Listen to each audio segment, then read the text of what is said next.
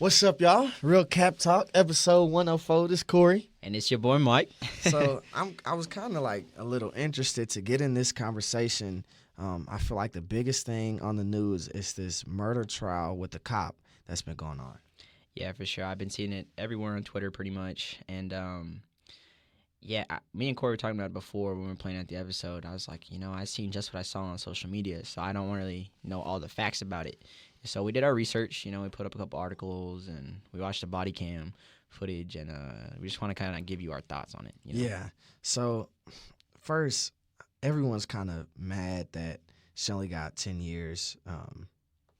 And so only reason why it kind of hits a lot of people for her getting 10 years, especially the black community, because, most of the black community know a lot of people, locked up. And so, like for example, I'm not going to say any names, but for their privacy, I know people right now going on the 5th year of a 7-year sentence for violating probation, failed a drug test. So, I mean, she has 10 years, but she's gonna serve 5 or 6, and most likely get out then. And so it just kind of hits that he failed a drug test, violating probation, and he's serving 5 years right now. And she murdered a guy in his own home, and she's getting pretty much the same thing. So that's why it kind of hits. Yeah, it kind of hits. Now I'm not gonna say. So we looked at this thing, and I'm not gonna say it's premeditated. I don't know if it is. I don't know if it isn't. Like, I don't know her enough or know their relationship enough to say if this was premeditated. But I do think a lot of the stuff that went on in the trial was a lot of BS. Yeah, I think we were watching it. How do you say his name? Botham, right? Botham, yeah. Yeah. So the man that got killed, his name was Botham, and he was what, 23? Oh man. I don't remember exactly how old, but he was young. Obviously, everyone's too young to die, but he was definitely way too young to be shot and killed in his own home. And what happened pretty much was she said that it was one of those apartments, I'm guessing, where the parking garage kind of is your entrance to your room or to your hallway of your apartment. And so she said she parked her car at the level above the one that she's supposed to live at. So it's like if she parked at the 10th and she lived at the 9th. And she walks in. And she says she's tired or whatever, and she comes into what she thinks is her apartment at the door, and she sees it's like cracked open or whatever, and that there's someone in there. So she like draws her weapon and then eventually shoots him and kills him. Yeah, and that's the part that I really don't like, because she said she was tired or whatnot, and she parked on the 3rd floor. She was supposed to park on the 4th, or vice versa. She's supposed to park on the 4th and parked on the 3rd. Anyways, She went and they have the electronic keys, right? So the body cam footage showed that she put the key in and it flashed red. So like if you have the electronic keys, when you put your key on, if it flashes, if it's the right key, it's gonna go green. If it's not, it's gonna flash red. So it showed that her key flashed red, and she seen that she was able to push it open. So I mean, first off, once your key flashes red and you feel like you're at your apartment, why do you continue? Like, that makes you think like, oh shoot, like oh, this is not my stuff. Yeah, I don't know. I think definitely whenever you see that. Because the fob key is like the electronic one, right? So you see, we're on IG Live right now recording. But I think you should know, especially no matter how tired you are, that if that's red, then like, okay, wait, hold up. Something's not up. And then the thing that kind of, as we were watching this stuff and going through it, the thing that kind of stuck out with me was one of the responding officers that came, they asked him at court, they said, did she follow the right protocol or whatever whenever you're supposed to enter and you think that there's a burglar in there? And he said, no, you're not supposed to just draw your weapon and start shooting. Yeah. And in a way, I could see where the defense would probably come and be like, oh, well, it's her house, so her emotions were high. But, I mean, if you're a cop, man, you've gone through so much training to where if it's your house or not, you would think that you would know exactly what to do in that situation.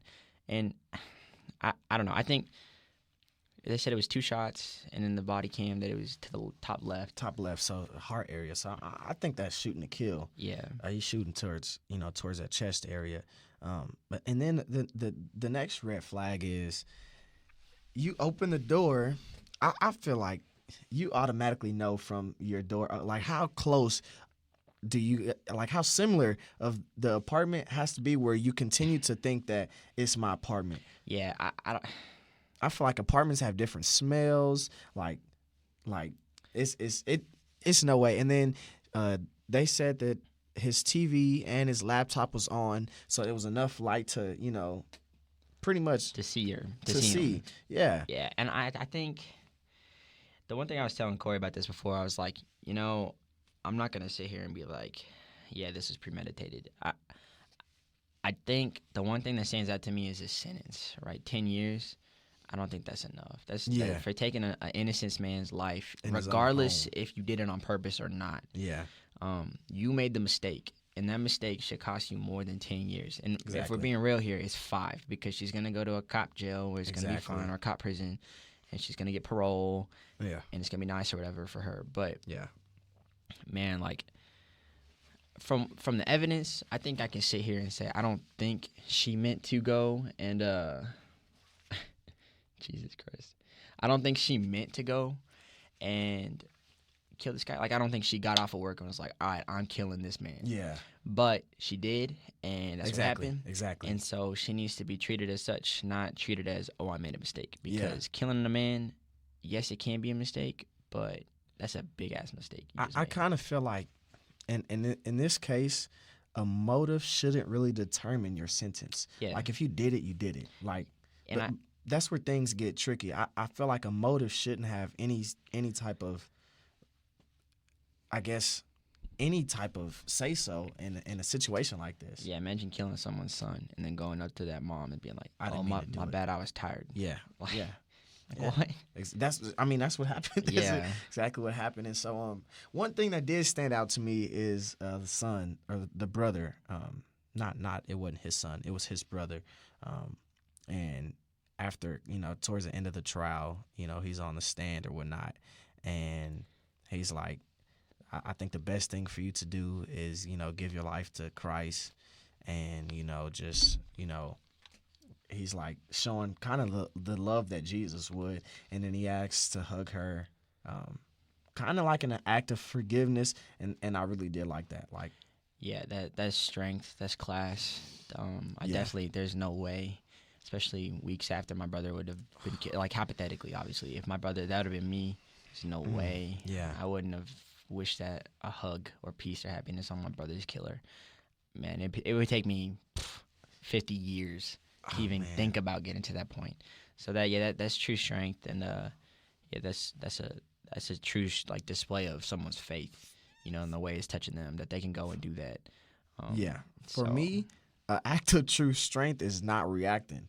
Yeah, Like, yeah. And he went above and beyond because, like I said, man, to be able to hug your brother's killer, this just happened like recently, so it's really tough. Like, That's wild. I don't think I could do it. I think it's a tough situation overall, but to wrap it up, because I know it's obviously the biggest thing kind of going on in the news, and this is me speaking from the sideline, of course, but you see a bunch of videos pop up on Twitter, it seems like every day now, to where it's kind of like you're kind of numb to it. Kind of like with mass shootings, you hear it so much, these awful situations, Yeah. to where you don't even really think about it twice anymore. Yeah. So I think this is one of those instances where people are talking about it more than usual, and it's an awful situation, but I think a good thing that's going to come out of it is definitely the video that the brother had. Yeah. And then also it's going to put more, I don't know if it's going to change anything, because, I mean, the system's already so, messed up, but I think it's going to shed, what's the word I'm looking for?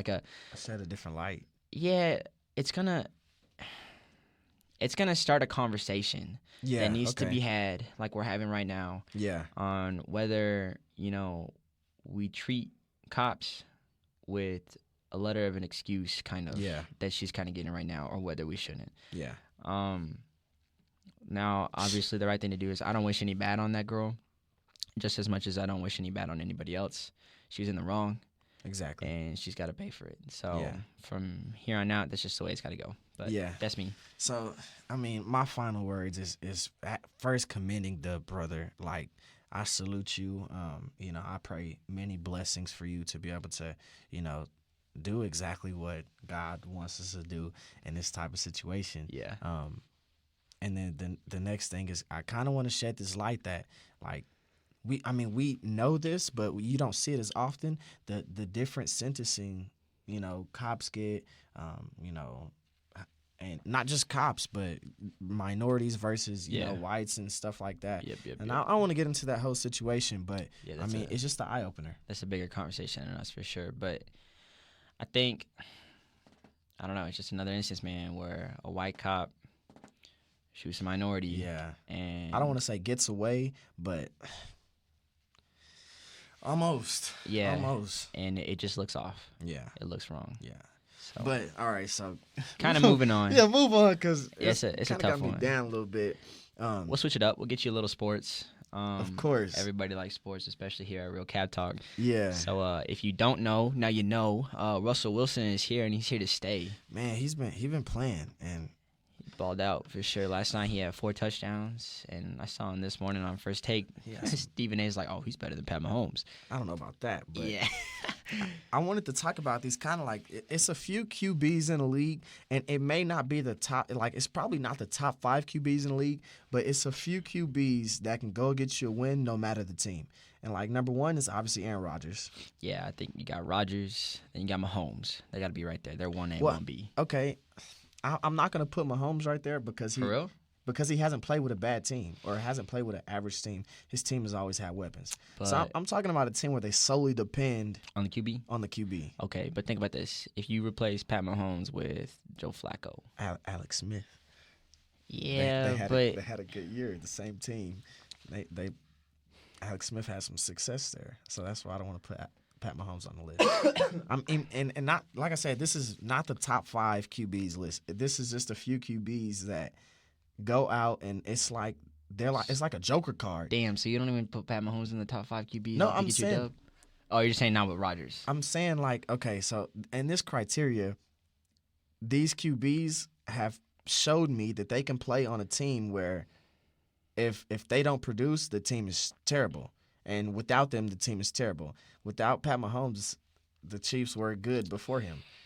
And I don't know, man. I'm gonna disagree with you on that, but we'll move on. So who do you got after? So I got Aaron Rodgers, Russell Wilson. People not gonna like this, but Carson Wentz, because throughout injuries, Carson Wentz is still he's a joke card. Like you don't know what you're gonna get. Like he can go out and like against last week, everyone thought Eagles are gonna lose this game. Eagles are having an injury bug. And then Carson Wentz shows up. So you're putting Wentz over Mahomes. I'm getting you. I get you. That's tough, but I get you. Yeah, like look at the criteria that I'm doing this list. Like I said, this is not my top 5 QB list. This is just QBs that are joker cards. That's what I like to call them. Yeah. Like I'm not gonna call Pat Mahomes a joker card because his team he got weapons. Yeah. Like you haven't seen Pat Mahomes by himself. Texas Tech. Okay. Yeah. Okay. I mean, all right. All right. Yeah. All right. Whatever. All right. So who's your 3, 4, 5 then? All right. So I got Carson Wentz, Aaron Rodgers, Russell Wilson. Wow, that's tough. Okay, Andrew Luck. Even though my man's just retired, I hated that when my man's retired out of nowhere. And then my 5th spot, it gets a little hard. Your list is Cap. My list is Cap. My last spot would probably go to. Oh man, this is hard. This last spot is hard. I don't know. Maybe I'm not gonna leave this. Maybe I'm not gonna put anybody in this last spot. All right, so I guess I don't think no one else deserves that last spot. Okay, for me, I'll go Rodgers number 1 because he's been carrying the Packers on his back for years now. Obviously, yeah. I think 2. People aren't gonna like this because they call him assistant quarterback, but it's gotten to the point. Don't. Nah, it's gotten to the point where I can't argue it anymore, and I hate the Patriots. Don't. But Tom Brady, I think can't about put it. him on this list because Tom Brady works with Julian Edelman, who nobody really knew who he was. Danny Amendola, nobody knew who Wes Welker was. Wanted him. You know what I mean? Yeah, he had Randy for a couple years. Yeah, he had Gronk, but Gronk was always hurt. You know what I mean? You can never say that Tom Brady has played on a bad team. No, yeah, I know, but I'm never gonna say that he has like superstar studs around him other than Gronk and Randy. And then he's always had a top 10 defense. He's always had the greatest coach of all time. So that's why. But that's why when Tom's money Brady. time comes and you need to get a dub, Tom Brady is the guy. Tom Brady's not on my list because Tom Brady will get you a dub. If you've played on good teams your entire career or more than half your career, I'm not putting you on my list. Okay, so that's my 2. So I got Rodgers, Brady, and I'll go Mahomes 3 because I think even if you look back with Alex Smith, they were nice. Yeah, and Alex Smith had a career year, but then you put Mahomes on there and they were like, they should have went to the Super Bowl. If D4 didn't line up off sides, they would have went to the Super Bowl. And if Tom Brady didn't get that whack, I tapped you on the shoulder, that's rough in the passer call, they would have went to the Super Bowl. So I think Mahomes, and then I think to give me a dub. And let me say why I didn't put Drew Brees on this list because I think he's when overrated. Drew Brees team when Drew Brees when he plays on a trash team, they're terrible. When he plays on a good team, and not to say that Drew Brees play inconsistent. No, Drew Brees you're gonna get Drew Brees every time. But when Drew Brees plays on a trash team, it's not like you're like, oh, I'm scared of Drew Brees. Yeah. No, his team is trash, and that's partly because he's had terrible defense throughout his career. But that's my disclaimer on why Drew Brees not on this list. Yeah, I'm not. I don't got Brees on mine either. I put Russell 4, then 5. I think it's a toss up. I think when healthy, I mean, this might be me being biased, but I think when healthy, Big Ben, man, that guy is money when it comes to clutch. Okay. He's got to be in that conversation. I don't know if he's 5. I think Deshaun Watson, young guy coming up, I think he might be in that conversation for me because that Texans team was kind of crap whenever they had all those quarterbacks. And then he came in and they started the offense looked nice. Okay. That's a good argument. And the reason why I was skeptical, because I was thinking about Deshaun. That's my guy. But the reason I was skeptical about putting him on there is because he's been playing with D-Hop his whole career. Yeah, but then D-Hop was even money for Case Keenum, Osweiler, all those dudes. So I think, and I don't know, D-Hop ain't really doing a whole lot this year, though. Texans really aren't in either in general, though. Yeah. I think that's the coach, though. Their coach sucks. But 1 and 2 is easily Aaron Rodgers and Russell Wilson. Like, those two have been playing on some, outside of them, bad teams. I don't know. Time and time again, man, I've seen Tom Brady. Tom Brady's a boogeyman. You see him in the fourth quarter, he gets the ball with like a minute and 50 left. It's like, oh, well, damn. We gonna lose. That's true. That's fair. And it sucks because I wish there was some parity in the league where it wasn't the damn Patriots every single year in the AFC Championship game. But that's just how it's been every single year I've been alive. Easiest road, though. And that's no cap. All right, we're going to move on to some NBA. So lately, what came out is Paul George talking about he thinks that they are the best duo in the league, and I think that's cap. I think that's real talk. Cap. You're going to say LeBron. Yeah, of course. A healthy and this is with all duos healthy. LeBron and AD are number 1. And the reason I'm taking them over Kawhi and Paul George is, one, Paul George doesn't compare to either one of them. Paul George can't stop either one of them. Like, of course, even I'll let you take your argument that Kawhi is better than LeBron, right? You can have that argument. Even if I let you say Kawhi is better, Paul George isn't better than either one of them. I think Paul George is right there next to Anthony Davis. He's not better, though, and he's not stopping Anthony. The Black Horses, no one on the Clippers can stop Anthony Davis, and that's why I'm taking them. Who on the Lakers is going to stop Kawhi? It's not about stopping Kawhi. Kawhi's going to give you. No one's going to stop Anthony Davis. The Lakers have a better chance of slowing Kawhi down than anyone slowing Anthony Davis down. We'll see. I don't know. Anyways, we want to give you a top duos, our list of so our we're opinion going to on top 5 or league. top 3. Let's do 3. Really, okay. So not too many of them. Let's take out the LAs, right? So take out Kawhi, take out LeBron, take out their teams from there, because everyone knows those are the top 2. Right? Okay, yeah. So then 3, you either got KD and Kyrie, Dame and CJ, and Houston. Houston. Oh yeah, okay. I'm ready to see what Houston will look like this year, and I don't think they're going to look worse because when you put it in perspective, they lose Chris Paul and they add Russ, and people are like, they're not going to fit. I mean, well, obviously you see that Chris Paul and James Harden didn't fit, and it got them to where they were. Then you add a better player, like obviously Russell Westbrook is a better player than Chris Paul right now, so I don't think it can get worse. Yeah. So you got Houston. I got Houston 3. Houston. Wait. Well, you got Portland above Houston. No. I got Houston. Oh, wait. Yeah. I'm talking like aside from the LAs. Okay, because I had them 1 and 2. All right, so aside from the LAs, I got Houston 1, Blazers 2, and people probably not gonna like this, but Nets 3. Okay, I got Houston 1. I think that's fair. I don't really care for James Harden, but he's a bucket. Yeah. 2. I'm gonna be real with y'all. I saw a video of deloading and Steph Curry draining some threes in practice. I seen it in the corner. Dude, if you remember the whole conversation when Golden State was really taking off, it was like 3 is better than 2. So no matter how many 2s you're gonna make, they're gonna hit like 5 threes and you're still gonna be behind. Yeah. I got them 2. I got Steph and D'Angelo Russell 2. Okay. I think obviously that'd be Clay if Clay were healthy. Yeah.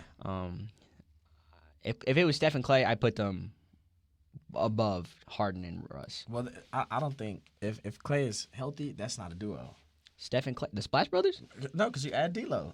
Yeah, it's 3 people, 3 superstars. It's not. That's fair. That's not a duo. All right, and then after Golden State and Houston, I'd have obviously Brooklyn. I'm trying to think of somebody else because you said Brooklyn already. The Bucks. Denver's the Bucks. Oh wait, the Blazers. You don't have the Blazers on your list? Nah. I love Dame, but I can't give that to CJ. So I'll just say because no one's thinking about it, but Denver, watch out, bro. I think Jamal Murray's nice. And the Joker. Yeah, Jokic is crazy good, obviously. I think Jamal Murray's gonna have his breakout year. Yeah. I think he can push for the All-Star team for sure. The West is tough. They're guard heavy. I don't know. I think Jamal Murray has the potential to be like a. He reminds me a whole lot of D'Angelo Russell, and he reminds me a whole lot of Dame too, just a little less athletic. Okay, so I've been given pretty much almost every episode. I've been given some crazy statements that maybe some people been saying is cap, but it's statements that we gotta wait to find out what happens. And my statement for this episode is gonna be that when Kevin Durant comes back, depending on the length, because I may be wrong already because they said he's doing pretty good in his comeback and his rehab. So I may be wrong already, but my statement is that KD won't come back a top 5 player. Oh no, that's big cap. That's huge cap. And I said this when he got hurt. And I could be wrong. Medicine is different nowadays, so they're doing some. Obviously his rehab is going good, but I've been waiting to say this on the stage. See. The only Achilles you can kind of compare it to is Boogie. Yeah, the Achilles tear. The Achilles tear is career ending. Not career ending, but it starts the downfall of your career. It's only been defeated one time. In NBA history, the Achilles tear has only been defeated one time. Like only one person has come back from an Achilles tear. I bet he comes back, and he's still KD. So I think if anyone can bust that myth, it's Kevin Durant. I don't know. That dude's crazy nice, bro. I think he'll have. I mean, his name holds weight, obviously, but I don't think he'll come back a top 5 player. We'll see. I think that's cap. I think he comes back. And it's not because it's KD, but it's the injury. Like I think people. It may be me, but I don't think people realize it's serious in an Achilles tear. Yeah, we'll see. It's never the same. I'd rather a lot of people, not just me. A lot of athletes rather break a bone than tear your Achilles. It's literally the worst injury you can get. I feel you, but especially in basketball. I think it's 2020 when he comes back, and I think he's still gonna be able to cross you up and yam on you and shoot above your head because he's like 7 foot tall. That's my disclaimer. Yeah, I know these KD fans are gonna come and be like, "That's cap," because it's a lot of y'all. And that's something that we're gonna have to wait to see. Like, I'm not gonna be able to argue this anymore than what I have. Than what I just said. So I'm gonna leave it at that. Yeah. So the next thing we're gonna get into is just real quick, kind of run by some comments that y'all been leaving on our YouTube channel. We appreciate it for sure. All the love. I think we're like 40 something subs now. Yeah, 48. 48 subs. So that's pretty nice. We got some things planned out for y'all. We got Spotify. Hopefully, it's gonna be this next episode. It's gonna be on Spotify. Intro video. Shout out to my boy Mike Contreras. He's gonna get a little drone video for us to have like an intro on the YouTube channel. So that'd be nice. Maybe get some intro music. That'd be nice too. Yeah, be ready for that. But yeah, real quick, we'll run through these comments and then Alright, we'll let y'all go. Episode 2 is when we went in a little deep about some personal things. Yeah. We talked about TDE and Dreamville. Yes, sir. We took a poll and TDE won. Yeah, TDE smoked them. Yeah. That's whack. That's cap. But hey, that's okay. The viewer said Mike was capping. TDE was better. Music is objective. That's all I gotta say to that. And then, oh my, that's pretty loud. Music is objective. What do you mean by that? It is to a certain extent. Everybody likes what everybody likes. Okay. We want to give a few shout outs to some people. First, I want to give a shout out to my boy and his girl, J Mar. Man, I grew up with him. That's my guy. They comment every video and retweet. They shout us out. So I appreciate you guys. The millennials, they have a little. Yeah. I seen the YouTube channel. The millennials, y'all go look them up. That's my boy. And then for me, dang, I don't know. I've had a whole lot. So all my friends, they give me crap for it, but they support and they watch. Except for Servando. Servando, that's a shout out. This is a bad shout out. Watch the pod, Servando. Anyways, shout out Brandon and all those guys. But my funny thing, actually, I didn't tell you about this. My parents texted me the other day and they're like, Mike, Corey's never cussing. And you're always cussing. The last video, we want to share this with your grandma, but you're cussing, so I can't share it with your grandma. And I was like, all right. So if you notice on this episode, I haven't really cussed at all. So that's why. So shout out my parents. That's funny because my parents, all right, they're older, so they're on Facebook and stuff, and so they watch it. And they said the same thing. My dad puts this on like he puts some videos on Facebook, and every video he's like he talks about something, and then at the end he's like, excuse the cursing, but it's real cap talk with Corey and Mike. He's like, so that's sorry. My disclaimer. I'm so sorry. But he still gives a shout out, so I appreciate you, Pops. Dang, I'm embarrassed. Oh, man. I swear it's not like that. It's just because he brought up LeBron, all right? That's why. That's what happened.